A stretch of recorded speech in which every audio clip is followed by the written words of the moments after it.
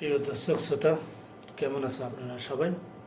বিশেষ করে আমার সাবস্ক্রাইব যারা আছেন তাদেরকে জানাই আন্তরিক শুভেচ্ছা ও অভিনন্দন। রংপুরে একটা জনসভায় জামাতের আমির ডক্টর শফিকুর রহমান উনি বিএনপিকে ইঙ্গিত করে অনেক কিছু বক্তৃতা দিয়েছেন। আপনারা দেখছেন, অনেক কিছু বক্তৃতা দিয়েছেন বিএনপিকে ইঙ্গিত করে। আসলে কি এগুলো বিএনপি করতেছে, না অন্য কোনো দল করতেছে, না অন্য কোনো লোক বিএনপির নাম ভাঙ্গা করতেছে? এগুলো দেখা প্রয়োজন। অনেক কথা বলেছে ইঙ্গিত করে, এবং তিনি আরও বলেছেন যে পরিস্থিতি আছে, এই পরিস্থিতিতে সুষ্ঠু নির্বাচন সম্ভব নয়। কেন? নির্বাচন সুষ্ঠু করার দায়িত্ব হল নির্বাচন কমিশনের এবং জনপ্রশাসনের, আইন শৃঙ্খলা বাহিনীর।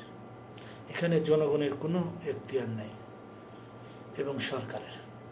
জনগণ চায় পেসফুল চায়, তারা জনগণ চায় সহজ যেন ভোট প্রয়োগ করতে পারে সাধারণ মানুষ। আইন শৃঙ্খলা বাহিনী অবশ্যই এদিকে সজাগ থাকবে। বিএনপিও চায়, আমরাও চাই সুষ্ঠু নির্বাচন হোক, কিন্তু অনেক কথা বলতেছে বিএনপি নাকি সন্ত্রাসী দল, বিএনপি নাকি চাঁদাবাজি দল, বিএনপি নাকি উইনার হয়ে গেছে, ধরে নিয়েছে বিএনপি জিতে গেছে। অবশ্যই বিএনপি জিতব, এতে কোনো সন্দেহ নেই। যতই যা হোক বিএনপি ক্ষমতায় যাব, এটাই বাস্তবতা।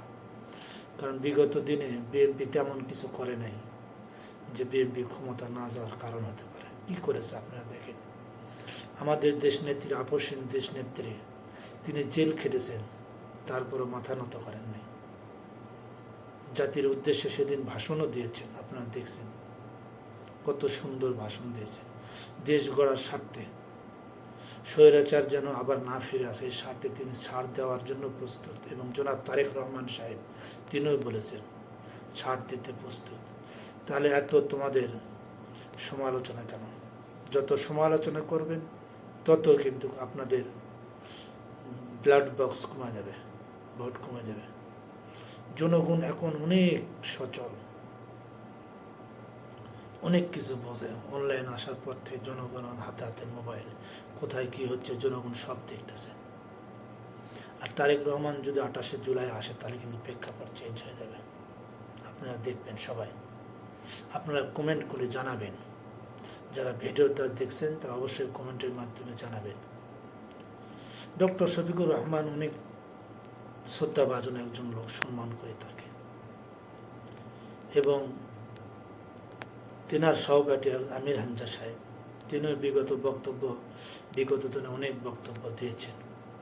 এবং তিনি কুষ্টিয়া বিএনপির পার্টি অফিসে কিন্তু উনি গেছেন, যা সৌজন্য সাক্ষাৎ করেছেন। আসলে এগুলি হয় প্রয়োজন। আমরা চাই সবাই অংশগ্রহণ করুক নির্বাচনে। এই অংশগ্রহণ করার ফলে বিএনপি জিতুক, এটা আমরা চাই। জনাব তারেক রহমান দেশের প্রধানমন্ত্রী হোক, এটা আমরা চাই। কারণ বিগত যত সরকার গেছে মহিলা, আমাদের দেশের মুসলিম রাষ্ট্র, আমাদের দেশের মানুষ 65% মানুষই চায় একজন পুরুষ লোক আসুক সরকার হিসেবে। আর জনাব তারেক রহমান সাহেব, ওনার মন মানসিকতা অনেক ভালো। ওনার কথাবার্তা আপনারা দেখেন অনলাইনে, যেগুলো বক্তৃতা দেয়, একদম ভদ্রভাবে তিনি বক্তৃতা করেন। কাউরে দোষ খোঁজেন না, কাউরে দোষ দেয় না। কিন্তু ইদারিংয়ে ছোটো ছোটো যেগুলো পার্টি আছে, তারা সবাই বিএনপি থেকে তীর ছুড়ে দিচ্ছে, এনাকে চলে বিএনপি থেকে তীর ছুড়ে দিচ্ছে। আর বিএনপি যারা নেতা নির্ধারক আছেন, তাদের সবাইকে বলবো এই জিনিসটা একটু খতিয়ে দেখেন। জনগণ একটু শান্তিতে বসবাস করতে চায়। ধন্যবাদ সবাইকে, ভালো থাকবেন। যারা এখনো পর্যন্ত আমার চ্যানেলটা সাবস্ক্রাইব করেনি, প্লিজ সাবস্ক্রাইব করে বেল বাটনটা প্রেস করে দেবেন।